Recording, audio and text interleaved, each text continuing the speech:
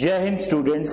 So today we are going to study the most important topic of matrices, that is elementary transformation or elementary operations. Why we are applying this elementary operations, where we are applying this elementary transformation, and why we are doing this thing. So this, what do you mean by elementary operation? First we will study this. How many types of elementary operations are there on matrix? Let us study first.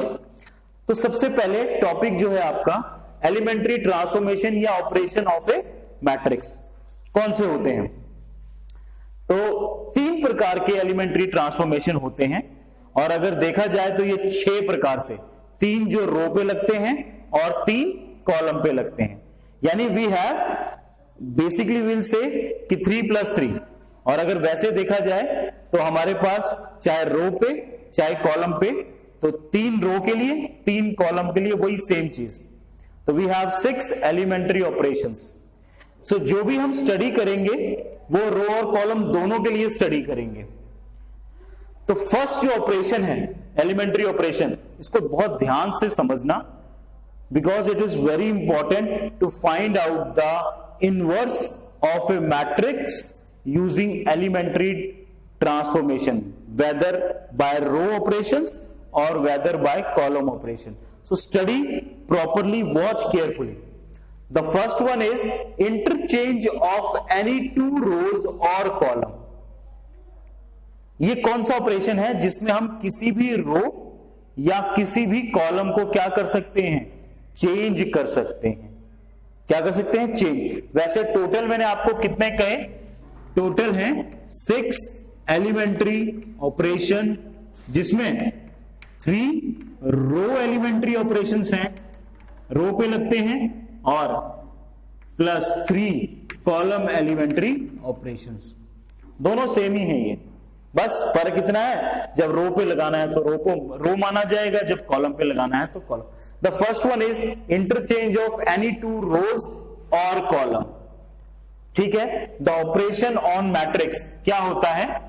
इसका मतलब क्या हुआ कि मैं किसी भी रो, मान लो ith row और rjth कॉलम, ध्यान से देखना, अगर हमारे पास 3 रो हैं, 3x3 की मैट्रिक्स है, ठीक है, और मेरे पास ये 3x3 की मैट्रिक्स आ गई, 1 2 3 4 5 6 7 8 9.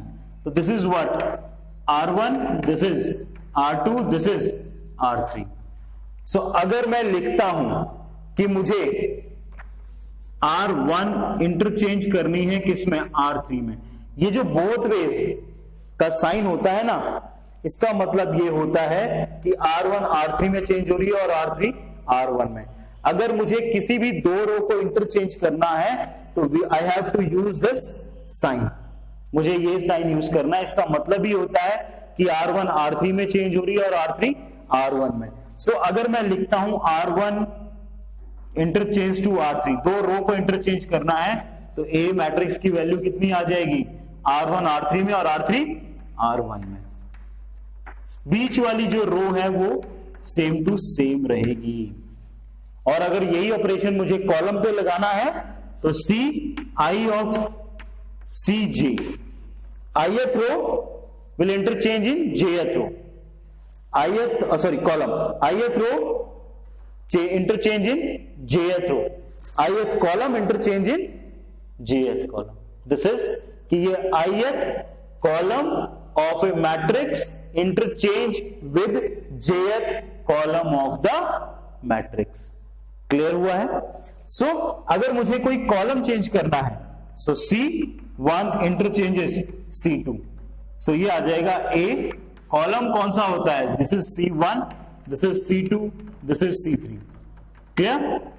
तो अगर इसको इंटरचेंज करना है C1 को C2 में, C2 को C1 में, तो ये इधर, ये इधर. 2 5 8 1 4 7 3 6 9. Why I am telling all these? ये ऑपरेशंस आपको पता होने चाहिए कि एलिमेंट्री में 3 ही प्रकार के ऑपरेशन लगाए जाते हैं. 3 रो पे 3 कॉलम पे, तो टोटल कितने हो जाते हैं? 6 हो जाते हैं.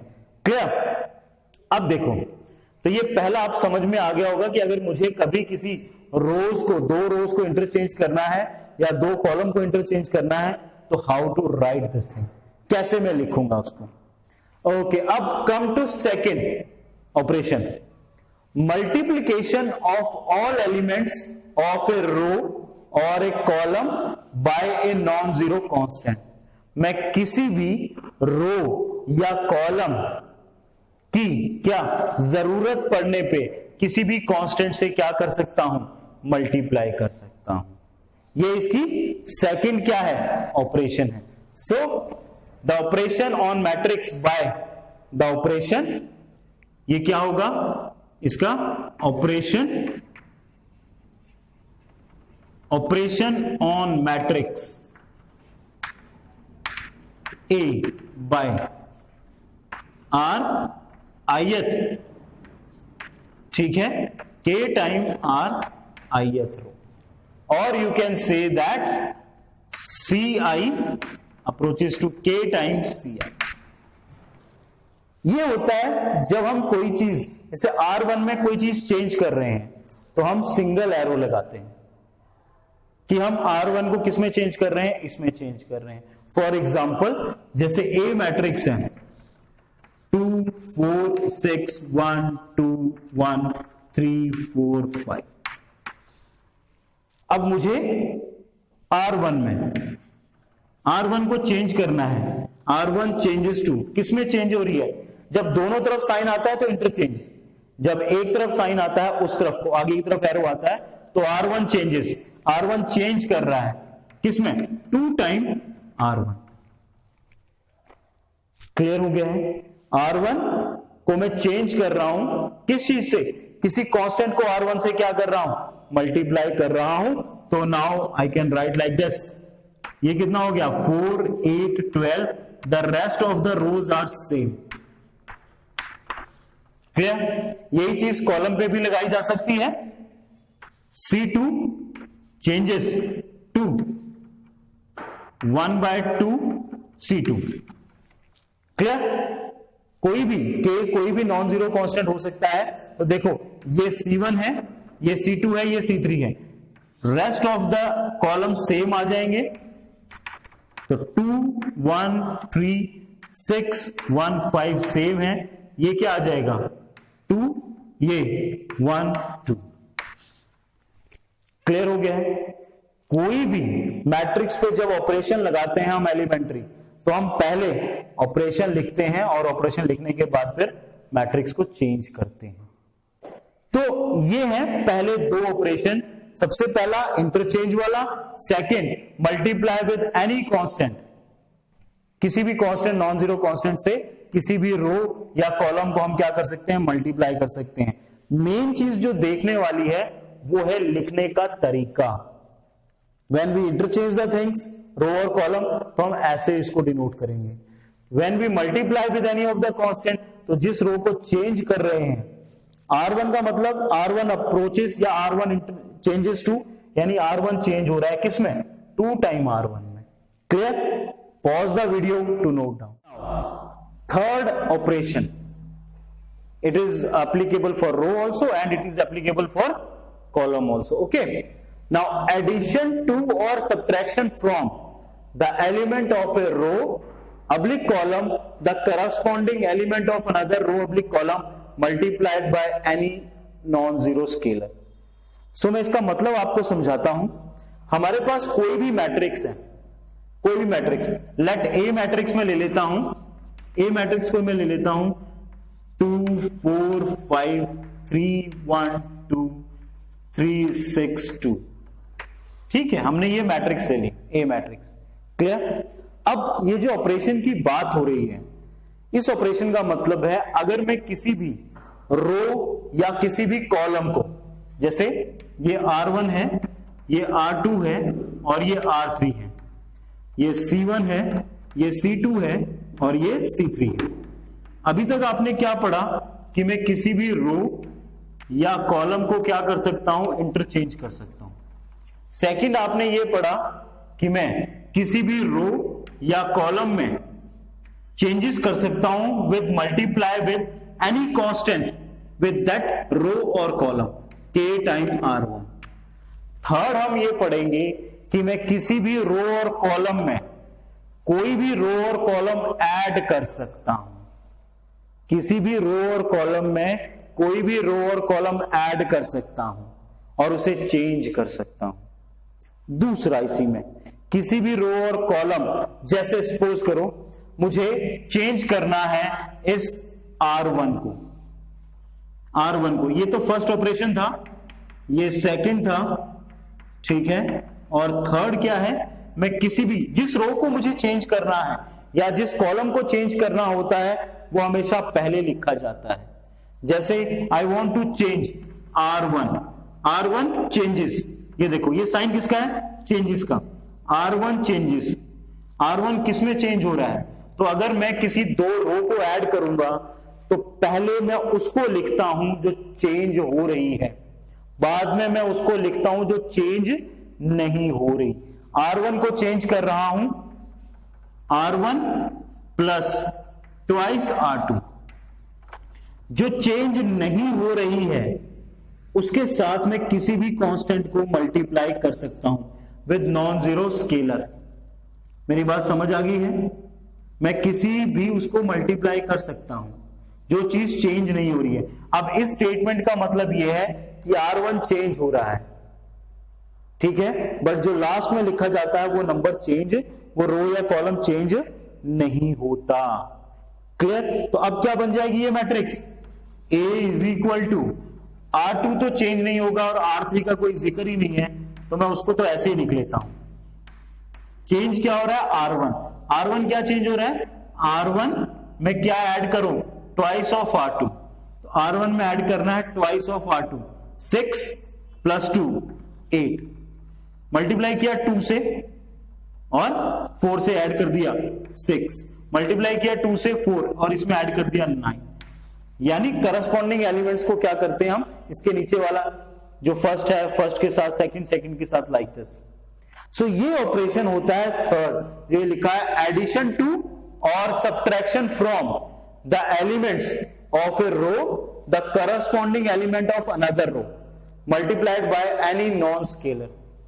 किसी दूसरी रो के करस्पॉन्डिंग एलिमेंट के साथ कोई भी स्केलर से मल्टीप्लाई करो और हम क्या कर सकते हैं, ऐड या सब्ट्रैक्ट कर सकते हैं। मेरी बात समझ आ गई है? एक एग्जांपल और लेते हैं, कॉलम का लेते हैं। मान लो ये चीज है और मुझे कॉलम 3 को चेंज करना है, कॉलम 3 चेंजेस टू, तो जिसको चेंज करना है वो पहले लिखा जाता है, ठीक है, column 3 changes to C3 minus C2। तो जो सेकंड लिखा जाता है वो कभी भी क्या नहीं होता, चेंज नहीं होता, ठीक है, क्योंकि इसको चेंज कर रहे हैं हम, इसको नहीं, इसका तो यूज कर रहे हैं चेंज करने के लिए। सो ए मैट्रिक्स क्या आ जाएगी, C2 और C1 वैसे के वैसे ही रहेंगे, तो C1 है 2 3 3, C2 है 4 1 6। अब C3 चेंज करना है, 5 माइनस 4 1, 2 माइनस 1 1, 2 माइनस 6 माइनस 4। सो ये ऑपरेशन इस पे लगाया तो ये मैट्रिक्स बन गई। Clear? So these are 3 types of elementary transformation जो हम रो पे भी लगाते हैं और कॉलम पे भी लगाते हैं, और टोटल कितने बन जाते हैं फिर, 6 एलिमेंट्री ऑपरेशंस बन जाते हैं। अब हमें यह पढ़ना है कि how to use elementary operations to find out the inverse of a matrix. कैसे निकालते हैं इनवर्स किसी भी मैट्रिक्स का, using this elementary transformation. But before we start, pause the video to know. Now very important, invertible matrices. How to find out the inverse of a matrix? क्या होता है ये inverse of the matrix? Let या if A is a square matrix, okay, of order n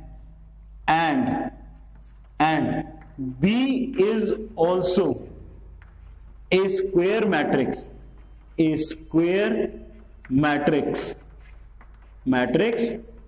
of same order n such that AB is equal to BA is equal to I. Listen carefully. अगर if A is a square matrix, अगर A कोई square matrix है जिसका order n है और हम B एक ऐसी मैट्रिक्स लेते हैं जो स्क्वायर मैट्रिक्स है इसका सेम ऑर्डर है और अगर वो ये कंडीशन को फॉलो करती है such that AB is equal to BA is equal to I, then B is called the inverse of A. Inverse of A. देखो जो मैट्रिक्स होती है उसमें हमने पढ़ा था एडिशन ऑफ टू मैट्रिक्स, फिर हमने पढ़ा सब्ट्रैक्शन ऑफ टू मैट्रिक्स, फिर हमने पढ़ा मल्टीप्लिकेशन ऑफ टू मैट्रिक्स, फिर आता है डिवीजन। बट डिवीजन हमारे पास नहीं होता, डिवीजन नहीं पढ़ते, हम क्या पढ़ते हैं, इनवर्स पढ़ते हैं। कैसे? अगर मुझे ध्यान से देखो इन दोनों को मल्टीप्लाई करना है तो मैं इसको ऐसे भी तो लिख सकता हूं ना, a इंटू ए की power -1। So instead of division we are going to study about inverse. This is called a inverse. ये है a इनवर्स। क्लियर? सो वही चीज हम यहां पढ़ रहे हैं कि then b is called the inverse of a और b को कैसे लिखते हैं, that is b is equal to a inverse. So like this इसको लिखा जाता है। क्लियर? इसका मतलब ये क्या बन गया, a inverse is equal to a inverse b a equal to I। ये स्टेटमेंट आपको याद रखनी है, ध्यान रखना है कि अगर कोई भी स्क्वायर मैट्रिक्स A लेते हैं ऑफ एन ऑर्डर और वैसे ही हम B मैट्रिक्स लेते हैं of same order N, then AB is equal to BA is equal to I अगर आ जाता है तब हम कहेंगे B is called the inverse of a matrix A और B की वैल्यू क्या मानते हैं हम, A इनवर्स, और इसको ऐसे भी लिखा जाता है। क्लियर? एक एग्जांपल करके देखते हैं। मैं A मैट्रिक्स लेता हूं, A matrix is equal to 3 4 2 3। Clear? मैं B मैट्रिक्स लेता हूं, B matrix 3 -4 -2 3। Clear? Find out AB। अगर AB कितना आया, 10 मल्टीप्लाई करो, 3 3 जा 9 -8 1, 4 3 जा 12 + 12 0, 3 2 जा 6 -6 कितना 0, फिर 4 2 जा 8 -8 + 9 1, यानी AB is equal to I। अगर AB is equal to I आ गया then I can say that क्या कि B is the inverse of किसका, A, और I can write the value of A inverse. कितनी वैल्यू आएगी A इनवर्स की, 3 -4 -2 3। क्लियर हो गया है? So like this we can find out the inverse of any of the matrix. Clear?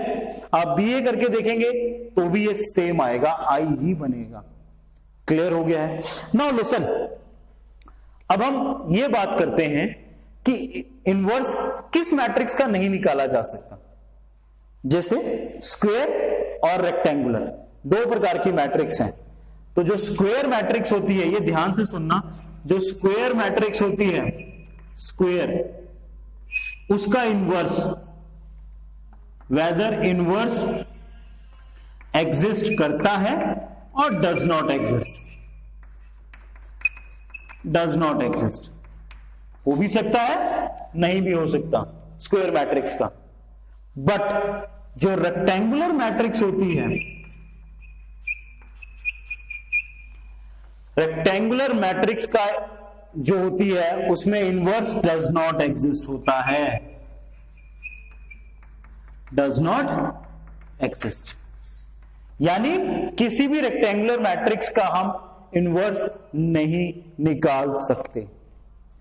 तो अगर किसी भी मैट्रिक्स का इनवर्स निकालना है तो वो मैट्रिक्स क्या होनी चाहिए, स्क्वायर मैट्रिक्स होनी चाहिए। हम रेक्टेंगुलर में क्यों नहीं निकाल सकते, इसका भी रीजन देखते हैं। देखो जैसे ये है रेक्टेंगुलर, ये रेक्टेंगुलर मैट्रिक्स है, तो मैं इसको यहां लिखता हूं, देखो ध्यान से।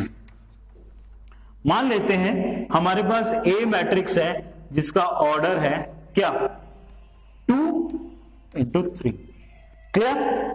जो बी मैट्रिक्स है उसका ऑर्डर है कितना, मैं लिखता हूं 3 into क्या आएगा 2। क्लियर? एक मैट्रिक्स है 2 into 3 और 3 into 2। अब मैं ए बी निकालता हूं। आप जानते हैं कि अगर मैं इन दोनों मैट्रिक्स को मल्टीप्लाई करता हूं तो पहले ये देख लेते हैं कि ये मल्टीप्लाई होते भी हैं। Number of column of first matrix should be equal to number of rows of second matrix, तो ये इक्वल है। इसका मतलब इसका जो आंसर आएगा वो 2/2 मैट्रिक्स होगी। क्लियर? अब बात करते हैं बीए की। बीए को भी मल्टीप्लाई किया जा सकता है, बट उसका जो आंसर आएगा वो मैट्रिक्स कितनी आएगी, जैसे बीए में यहां लिखता हूं, उसकी मैट्रिक्स कितनी आएगी 3 into 3। तो ये तो गलत हो गया, ये तो गलत हो गया, क्योंकि ए बी और बीए इनका जो आंसर आए, ऑर्डर ऑफ मैट्रिक्स आए, वो सेम आए, बट यहां 2 into 2 है, यहां 3 into 2 है। तो जो आइडेंटिटी मैट्रिक्स आएगी वो 2/2 की भी हो सकती है और 3/3 की भी, जो गलत हो जाएगा, क्योंकि आइडेंटिटी मैट्रिक्स इस केस में सेम ही आनी चाहिए। यानी चाहे इसको मल्टीप्लाई करूं, चाहे इसको मल्टीप्लाई करूं, चाहे इसको देखूं, तीनों का ऑर्डर क्या होना चाहिए, सेम। इसीलिए किसी भी मैट्रिक्स का जब इनवर्स निकालते हैं तो हम कौन सी मैट्रिक्स लेते हैं, स्क्वायर मैट्रिक्स ही लेते हैं। बाकी रेक्टेंगुलर में जो इनवर्स होता है वो डज नॉट एग्जिस्ट होता है। Clear? Pause the video to note down. Now come to theorem, uniqueness of inverse. क्या हम किसी भी मैट्रिक्स का इनवर्स निकालें तो उसके एक से ज्यादा इनवर्स हो सकते हैं क्या? चेक करते हैं कि किसी भी मैट्रिक्स का इनवर्स एक से ज्यादा हो सकते हैं, कि हर मैट्रिक्स का अपना ही एक इनवर्स होता है, कोई और इनवर्स नहीं हो सकता उसका। Let us check uniqueness of inverse. So हम देखते हैं कि इफ इनवर्स एग्जिस्ट, ठीक है, if A is a matrix and if it exist, इस इनवर्स एग्जिस्ट, देन हम क्या लिखते हैं, A B is equal to B A is equal to I. ठीक है? अब मैं मान के चलता हूं कि ये जो मैंने लिखा, ए कोई मैट्रिक्स है और उसका अगर इनवर्स एग्जिस्ट करता है तो वो क्या है, बी है। मैं इसका एक और इनवर्स मान के चलता हूं, let C be the inverse of matrix A. तो इसका मतलब ये हुआ कि अगर सी ए का इनवर्स है तो A C is equal to C A equal to I.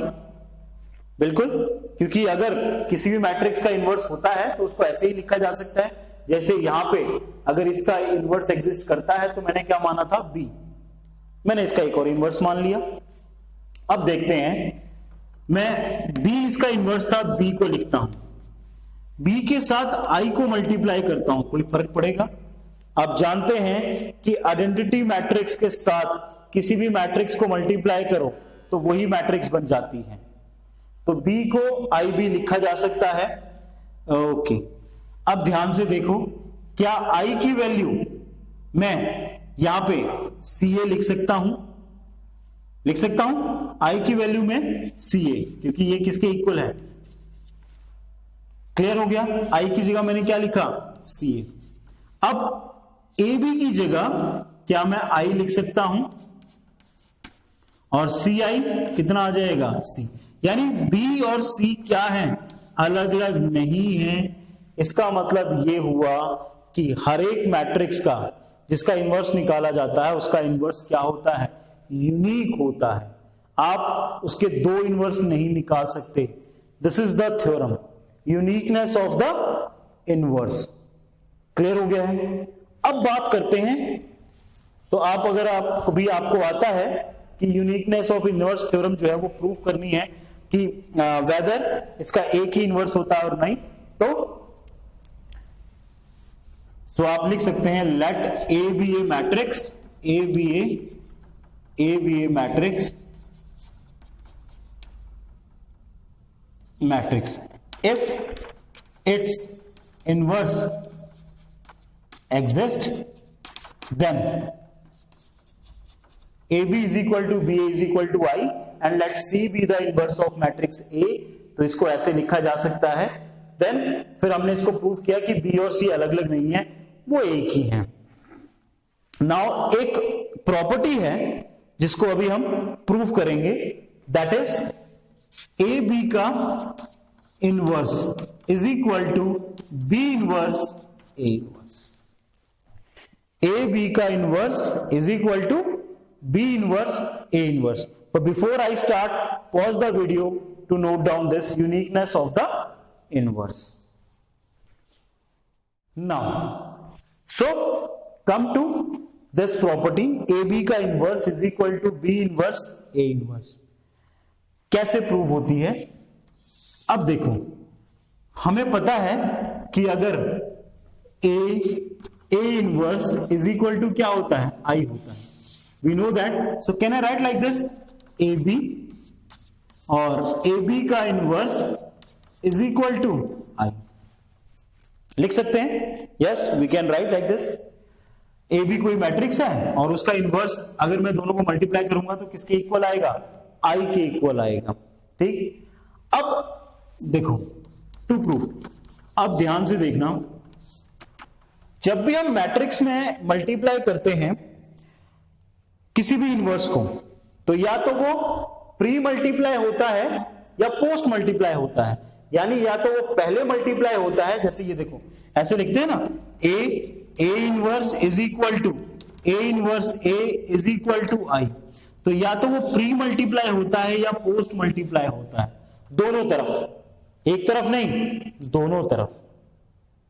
ठीक है, ऐसा नहीं कर सकता कि मैं यहां पे तो प्री मल्टीप्लाई कर दूं और वहां पे पोस्ट मल्टीप्लाई कर दूं, क्योंकि आप जानते हैं जो मल्टीप्लिकेशन होता है वो कम्यूटेटिव नहीं होता। सो मैं प्री मल्टीप्लाई करता हूं, pre multiply bye A inverse. A inverse के साथ मैं इसको प्री मल्टीप्लाई कर लेता हूं। चलो, प्री का मतलब पहले, तो ए इनवर्स ए बी का inverse equal to A inverse I. Clear हो गया? इन दोनों को एक साथ लिख लेता हूं, A inverse A B inverse is equal to A inverse I. Clear हो गया? ये वैल्यू क्या बन जाएगी, ए इनवर्स किसके इक्वल होता है, आई के इक्वल होता है। आई से मैं किसी को भी मल्टीप्लाई करूंगा, किसी भी मैट्रिक्स को, तो वो सेम की सेम मैट्रिक्स रह जाएगी।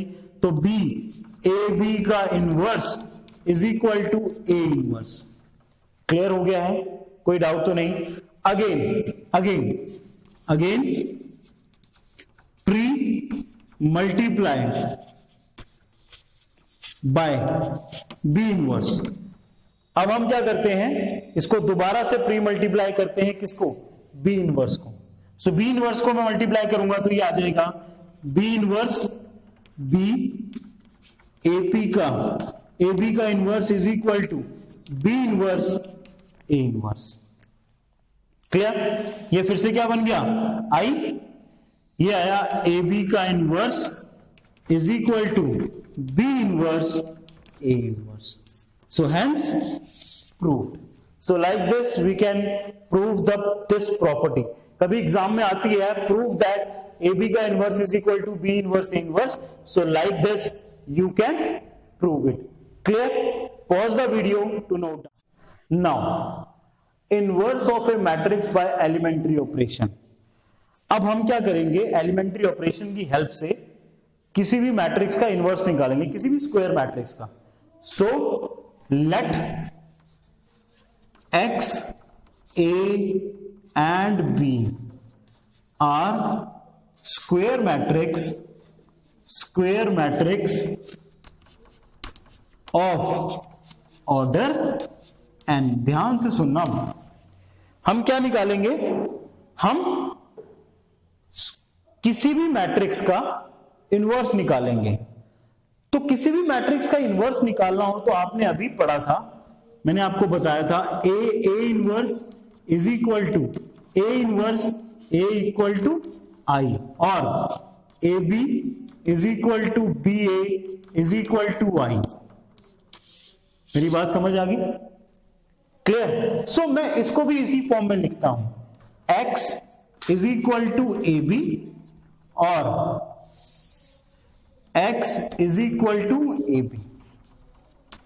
क्लियर?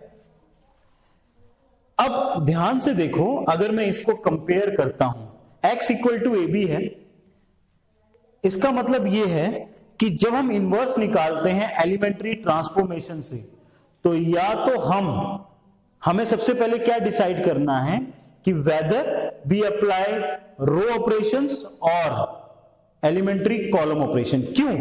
क्योंकि अगर मैं इसको रो ऑपरेशन से करता हूं तो मुझे सारा क्वेश्चन रो ऑपरेशन लगा के ही करना पड़ेगा, मैं उसमें कॉलम ऑपरेशन ऐड नहीं कर सकता। और अगर मैं इनवर्स कॉलम ऑपरेशन से निकाल रहा हूं, एलिमेंट्री कॉलम ऑपरेशन से, तो मुझे पूरे क्वेश्चन में जब तक इनवर्स नहीं आ जाता एलिमेंट्री कॉलम ऑपरेशन ही लगाते रहना है। और हम जानते हैं कि हमारे पास 3 ही रो के ऑपरेशन होते हैं एलिमेंट्री, और 3 ही कॉलम के एलिमेंट्री ट्रांसफॉर्मेशन या एलिमेंट्री ऑपरेशन होते हैं मैट्रिक्स के ऊपर। सो अगर मैं एलिमेंट्री रो ऑपरेशंस लगाता हूं तो मुझे कहां कहां ऑपरेशन लगाना है, तो मुझे अगर इस इक्वेशन को इसकी कहें कि स्टेप टू स्टेप अकाउंटेबिलिटी हो जाए, या इसमें जो चेंज आए वो दोनों तरफ आए तो ये इक्विवेलेंट हो जाए, तो मुझे अगर एलिमेंट्री रो ऑपरेशन लगाने हैं तो मैं इस पे और इस पे लगाऊंगा, इसको चेंज नहीं करूंगा।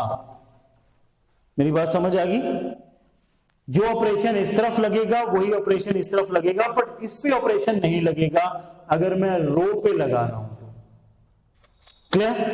और अगर मैं कॉलम पे लगा रहा हूं, एलिमेंट्री कॉलम ऑपरेशन का यूज कर रहा हूं, देन इस पे और इस पे और इस पे लगाऊंगा, इसको चेंज नहीं करूंगा। क्लियर? समझ आ गई है? जब मैं एलिमेंट्री कॉलम ऑपरेशन लगा रहा हूं तो इस पे और इस पे, ताकि इस क्वेश्चन को जब भी कोई चीज की जाती है तो वो दोनों तरफ की जाती है, सो दैट वो जो इक्वल टू का साइन है वो सेम रहे। क्लियर? सो जब भी आप कॉलम ऑपरेशन लगाएं आपको ध्यान रखना है फर्स्ट एंड लास्ट पे, और जब भी आप रो ऑपरेशन लगाएं तो फर्स्ट और सेकंड। अब ये इस चीज से कैसे लिंक है वो आपको मैं बताता हूं, देखो ध्यान से। अगर इस पे ऑपरेशन लगाते लगाते ये आई बन जाए, इस पे ऑपरेशन लगाते लगाते ए जो है कुछ ना कुछ तो बनेगा, मान लेते हैं कि ए जो भी बना, यहां पे ध्यान से देखो, ये जो ए है ये कुछ ना कुछ बन गया यहां पे, तो मैं क्या कहूंगा, मैं कहूंगा क्या कि ये जो बना, और ये जो क्या है, ये तो बी है, तो ये कुछ ना कुछ जो भी बना, सी बना, डी बना, तो मैं कहूंगा क्या कि वो सी इज द, उस स्टेटमेंट के अनुसार I is equal to B, हमारे पास क्या है, बी एक मैट्रिक्स है, तो C is the inverse of B, और सी की वैल्यू क्या लिखी जाएगी, बी इनवर्स। मेरी बात क्लियर हो गई है? अब अगर मैं इस पे एलिमेंट्री कॉलम ऑपरेशन लगाता हूं तो इसको लगाते लगाते, ऑपरेशन लगाते लगाते अगर ये आई बन जाए, आई बन जाए, ठीक है, ये क्या है, ये ए है, ये भी कुछ ना कुछ बनेगा, ये भी कुछ ना कुछ बनेगा, मान लेते हैं सी बन गया, ठीक है, ये तो ए ही रहा, ये चेंज होता होता होता कुछ मैट्रिक्स बन गई, मान लेते हैं वो मैट्रिक्स क्या बनी, सी मैट्रिक्स बनी। तो मैं क्या कहूंगा, मैं कह दूंगा कि C is the inverse of A। क्यों, इस सिचुएशन से। क्लियर हो गया? तो उसको क्या लिख सकते हैं फिर, C is the inverse of A, तो वो क्या बन जाएगा, A inverse. So elementary operation 3 प्रकार से लगाने के बाद अगर मैं इस लेफ्ट हैंड को I बना दूं, क्या बना दूं, I बना दूं, जो भी ये क्या होगा, ये जो X जो भी स्क्वायर मैट्रिक्स है उसको मैं अगर I बना देता हूं, तब मैं ये कह दूंगा, क्या कह दूंगा कि this is the inverse of this matrix. Clear हो गया है? Pause the video to note down. Okay, now अब ये तो आपको बताने के लिए था कि X A B are the square matrix of same order, then how to proceed. अब जो आपको क्वेश्चन होगा, जैसे सपोज कोई ए मैट्रिक्स दे रखी है, ए मैट्रिक्स दे रखी है, लेट अस से 2 3 5 7, 2 3 5 7, how to find out the inverse. इसको इस फॉर्म में कैसे लिखें, तो इस फॉर्म में लिखते हैं कैसे, अभी मैंने आपको बताया कि हम किसको चेंज करते हैं, जैसे a is equal to I ए लिखें, या फिर a is equal to A आई लिखें। ध्यान से देखना, मैंने आपको बताया था कि एलिमेंट्री रो ट्रांसफॉर्मेशन में इसको चेंज करते हैं और पहले वाले को चेंज करते हैं। ये वाला सेम रहता है, ये वही मैट्रिक्स रहती है जो गिवन होती है। सो इसका मतलब जब भी हम एलिमेंट्री रो ट्रांसफॉर्मेशन लगाएंगे, ऑपरेशंस लगाएंगे, तो हम क्या लिखेंगे, a is equal to I ए, और इसके ऊपर ऑपरेशन लगेगा और ये बनेगा I, और इसके ऊपर ऑपरेशन लगेगा और ये बनेगा कोई B, जो क्या कहलाएगा, inverse of A। Clear? But when we will write this A is equal to A I, तो उसमें कौन से ऑपरेशन लगेंगे, एलिमेंट्री कॉलम ऑपरेशन। तो whenever we will use elementary column operation to solve या to find out the inverse of any matrix, any square matrix, then we will write like this। क्यों? क्योंकि column में मैंने आपको कहा था change कौन सा होता है, फर्स्ट एंड लास्ट। तो ये चेंज होके क्या बनाना है, I, और इसको चेंज करके क्या बनाना है, कोई B मैट्रिक्स।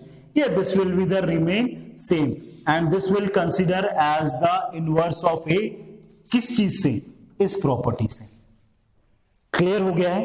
ये सिर्फ समझाने के लिए था आपको कि ऑपरेशन कैसे लगते हैं, but while you are writing to solve to find out the inverse, तो वहां एक्स ए बी नहीं लिखते, वहां पे हम लिखते हैं a is equal to Y A for elementary row transformation, और for column transformation a is equal to A I. So let us take an example, जैसे ये एग्जांपल हमने ले रखा है, हम इसको सॉल्व करते हैं। क्लियर? और मैं आपको दोनों से सॉल्व करके बताऊंगा। और द इजीएस्ट वे, क्या इजीएस्ट वे होता है वो भी बताता हूं। अगर 2x2 की मैट्रिक्स है, अगर 2x2 की मैट्रिक्स है, ठीक है, ए बी सी डी, हमें क्या करना है, ए को आई बनाना है। ध्यान से देखो, ए मैट्रिक्स है, दिस इज 2 3 5 7। अगर 2x2 की मैट्रिक्स है, सबसे पहले एलिमेंट्री ऑपरेशन लगाने पे, किसी भी ऑपरेशन को लगाने पे, 3 में से कोई भी रो या कॉलम क्या बन जाए, 0। दोनों, all the elements of particular row, जैसे इसके या फिर इसके या फिर इसके, अगर वो दोनों या 3x3 की मैट्रिक्स है तो तीनों एलिमेंट 0 हो जाएं, then we can say that कि इसका इनवर्स एग्जिस्ट नहीं करता। बहुत इंपॉर्टेंट है ये, किसका इनवर्स एग्जिस्ट नहीं करता है, अगर किसी भी स्क्वायर मैट्रिक्स में कोई भी एलिमेंट्री ऑपरेशन लगाने के बाद कोई भी रो और या फिर कोई भी कॉलम के सारे एलिमेंट 0 हो जाएं तो उसका इनवर्स एग्जिस्ट नहीं करता। अब आपको मैं इजी वे बताता हूं हाउ टू। जब हम कौन सा रो एलिमेंट्री रो ट्रांसफॉर्मेशन लगा रहा हूं मैं, यानी सारे ऑपरेशन क्या करने हैं मुझे रो के लगाने हैं। So I will write like this, A is equal to I A. It's already understood. जैसे आप ये लिखेंगे इससे ये पता लग जाएगा कि आपने कौन सा ऑपरेशन लगाया है, रो ऑपरेशंस लगाए हैं। तो मैं इसको लिखता हूं A is equal to I ए। तो A की वैल्यू 2 3 5 7, आई 2x2 की मैट्रिक्स होगी। इसको चेंज करने की जरूरत नहीं है, लिखने की जरूरत नहीं है। अच्छा, कई बार ये भी क्वेश्चन आता है कि अगर ये आ गया, देखो ध्यान से, I is equal to B A आ गया, तो ये इनवर्स कैसे हुआ, बी इनवर्स कैसे हुआ है। कई बार ये भी क्वेश्चन आता है कि भाई अगर I इज इक्वल टू ये आ गया तो ये इनवर्स कैसे हुआ। तो हम क्या करते हैं, प्री मल्टीप्लाई पोस्ट मल्टीप्लाई कर दो, post multiply by A inverse, क्योंकि यही निकालना है ना। ये निकालने के बाद इसको इस फॉर्म में कन्वर्ट करने के बाद post multiply by A inverse, और इसमें pre multiply bye A inverse, किसमें कॉलम में। तो पोस्ट मल्टीप्लाई करेंगे, पोस्ट का मतलब होता है आगे वाला, A inverse B A inverse, ये क्या बन जाएगा आई। तो ए इनवर्स इक्वल टू क्या आ गया, तो यानी जो बी बना होगा वही क्या कंसिडर हो जाएगा, ए इनवर्स कंसिडर हो जाएगा। तो अब इसकी बात करते हैं। देखो मैंने आपको यहां पे लिख के दिया है, मैं आपको इजीएस्ट वे बताता हूं 2x2 मैट्रिक्स सॉल्व करने का। Then I will tell you 3x3 of course while we will do the exercise. 2x2 में आपका काम ऐसे होना चाहिए, ये एरो में लगा रहा हूं। सबसे पहले इसको चेंज करना है और इसको आई बनाना है। तो आई का पहला जो लेटर होता है, एलिमेंट होता है, वो 1 होता है, यानी मुझे इसको चेंज करना है, फिर इसको और फिर इसको, इस वे में चलना है। बट आपको यह भी साथ में ध्यान रखना है कि जब मैं यहां से यहां पहुंचूं तो इसको चेंज करने के चक्कर में ये ना खत्म हो जाए, यानी जो मैंने प्रिक्योर कर लिया वो रहना ही चाहिए। सो चलो कम ऑन, अब मैं इसकी बात करता हूं। मुझे यहां पे 1 चाहिए, किस पे, R1। तो R1 को मुझे चेंज करना है, मेरी बात समझ आ गई। R1 को मुझे चेंज करना है, तो मैं R1 को कैसे चेंज करूंगा ताकि मुझे क्या मिल जाए, यहां पे 1 मिल जाए। बताओ किस चीज से चेंज किया जाएगा R1 को ताकि मुझे क्या मिले, 1 मिले। कोई भी ऑपरेशन, कौन सा ऑपरेशन, 3 ऑपरेशन है, एक टू इंटरचेंज, एक R1 में हम किसी चीज से डिवाइड कर सकते हैं या मल्टीप्लाई कर सकते हैं। कौन कौन से ऑपरेशन बताए थे, R1 इंटरचेंजेस टू R2, ये पहला। दूसरा ऑपरेशन, R1 को या R2 को चेंज करना है, चेंजेस टू कोई भी कांस्टेंट R1।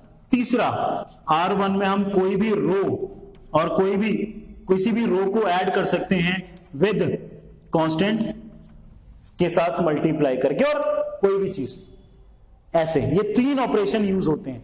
सो अब आप ये देखें कि इस 2 को मुझे 1 बनाना है तो मैं कैसे बनाऊंगा। या तो हम 1/2 से इसको क्या कर लें, मल्टीप्लाई कर लें। क्लियर हो गया, तो वो क्या आ जाएगा, किस चीज में आ जाएगा, फ्रैक्शन में आ जाएगा। कोई बात नहीं अगर फ्रैक्शन में आ गया, और अगर आपको फ्रैक्शन पसंद नहीं है तो हम कैसे करेंगे। तो सिंपल सा वे, सबसे पहले R1। और लिसन, ऐसा जरूरी भी नहीं है कि आप ये पैटर्न फॉलो करें, ये तो पैटर्न मैंने आपको इसलिए बताया ताकि आप इजी वे से निकाल सकें कि पहले इसको बनाओ फिर इसको। आप अपनी मर्जी से भी यूज कर सकते हैं, वो आपकी इच्छा है। फॉर एग्जाम्पल, जैसे अगर मैं ये पैटर्न यूज करता हूं तो मैं क्या करूंगा, मैं 1/2 से R1 को क्या कर दूंगा, मल्टीप्लाई कर दूंगा। जो ऑपरेशन यहां लगेगा वही ऑपरेशन यहां लगेगा।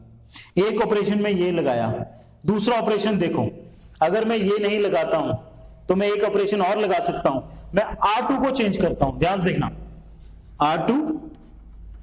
R2 minus twice of R1। ध्यान से देखो, ये ऑपरेशन भी सक्सेसफुल है और ये ऑपरेशन भी सक्सेसफुल है। And while you will practice ना, you will come to know कि ऑपरेशन कैसे लगाने हैं।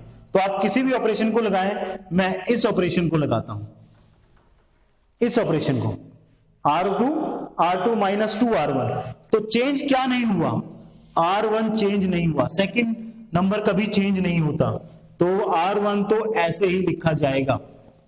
चेंज क्या हुआ R2, 5 minus twice of this one corresponding element, तो ये 4, ये 1, ये 1। जो ऑपरेशन यहां लगा वही सेम ऑपरेशन यहां आ जाएगा। तो देखो R1 चेंज नहीं हुआ, R2 minus twice of R1 minus 2, R2 minus twice of R1 1, ये ए साथ में as it is. Clear? Now अब हम बात करते हैं नेक्स्ट ऑपरेशन की, कि अगला ऑपरेशन क्या लगाया जाए इसको बनाने के लिए। तो अगला ऑपरेशन देखो, हमें ये आई बनाना है, इसी को देखते हुए चलना है। ध्यान से देखना, 2 माइनस 1 करूं तो यहां 1 आ जाएगा, 3 माइनस 1 करूंगा तो यहां पे 2 आ जाएगा। मेरी बात समझ आ गई है? क्लियर हो गया है? या फिर हम ये भी कर सकते हैं, ध्यान से देखना, इसको मैं 2 से मल्टीप्लाई करूं और यहां से माइनस कर लूं। क्लियर? चेंज किसको करना है? R1 को। देखो R1 को चेंज करना है और R1 में माइनस करूंगा ट्वाइस ऑफ R2। क्लियर? देखते हैं, करो। R1 चेंज होगा, R2 चेंज नहीं होगा, तो ये 1 1, 2 माइनस 2 0, 3 माइनस 2 1, इस तरफ भी R2 चेंज नहीं हुआ, माइनस 2 1। देखो ध्यान से, 1 प्लस 4 5 0 माइनस 2। क्लियर? R2 तो बन गई आई की, आई जो मैट्रिक्स होता है, आई मैट्रिक्स का, ये देखो आई मैट्रिक्स जो होता है वो क्या होता है, 2 बाई 2 का, 1 0 0 1। क्लियर? ये बन गया, ये तो बन गया। बाद में हम इंटरचेंज कर लेंगे रो कॉलम को, या रो को रो से, कोई प्रॉब्लम नहीं है। अब हमें बनाना है ये, तो ये भी बन जाएगा। देखो ध्यान से, R2 में से R1 को माइनस करो, देखो R2 में से R1 को माइनस करो, ध्यान से देखना, ये जो है ये चीज बन गई ना। इंटरचेंज तो हम लास्ट में कर देंगे, कोई बात नहीं, ये बन गया। अब मुझे 1 0 बनाना है, यानी यहां 1 होना चाहिए, यहां 0, तो बहुत सही है। इसमें से इसको माइनस कर देता हूं, R2 minus R1। Again second वाला चेंज नहीं होता, 1 माइनस 0 1, 1 माइनस 1 1। अगेन 5 माइनस 2, यहां ए, R2 minus R1 minus 7, R2 minus R1 3। Now R1 interchanges R2, ये भी एक प्रॉपर्टी थी ना, हमने 3 ही प्रॉपर्टीज, 3 ही वो लगाई है प्रॉपर्टीज, और कोई प्रॉपर्टी नहीं है एलिमेंट्री ट्रांसफॉर्मेशन की। अब चेंज कर लो इसको, सॉरी ये 0 1 0 0 1, R1 R2 में चेंज होगी, R2 R1 में। यहां पे भी माइनस 7 3 5 माइनस 2 8। अब ध्यान से देखो, I इज इक्वल टू, ये इसके इक्वल आया है, this is what, this is the inverse of A। So A inverse क्या आ गया, ये आ गया। You can check it. So like this we can use the operation to find out the solution. आप ध्यान से देख लें, जिस चीज को चेंज करना है उसके ऊपर मैंने किसी नंबर से मल्टीप्लाई नहीं किया है, ना ये हमारे ऑपरेशन में होता है। हमने मल्टीप्लाई अगर किसी भी कांस्टेंट को किया है तो जो टर्म, जो रो या कॉलम चेंज नहीं होगा उसके साथ किया है। देखो ध्यान से, माइनस 2, यहां पे भी minus 2। Clear? So like this we can find out the inverse of a matrix, whether it is of 2 by 2, whether it is of 3 by 3. Now watch this introduction video carefully so that you will come to know कि what are elementary transformation operations, how to find out the inverse of a matrix, and what to write while to find out the inverse of a matrix using elementary operations. And in next video we will see some of the questions, how to solve these kind of question using this elementary operations. Till that, Jai Hind.